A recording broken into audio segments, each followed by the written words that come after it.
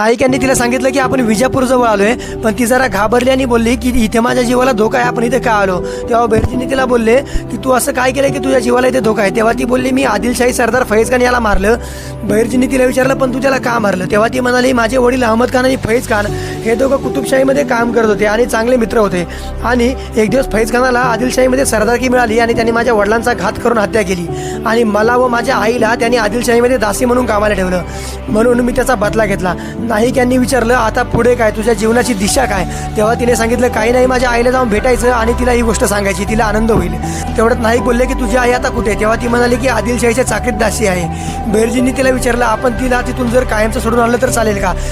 मार्जिना म्हणाली ते शक्य नाही, कारण तिथं शिपायांचा पहारा असतो. नाईक म्हणाले ती जबाबदारी माझी, तू काळजी नको करू. मार्जिना बोलली की आमचं ह्या जगात कोणीच नाही, ती राहणार तरी कुठं. बहिर्जींनी सांगितलं की पुण्यात तिला मी एक घर बांधून देईन आणि तिला कुठल्याही प्रकारचा त्रास होणार नाही. मग तिने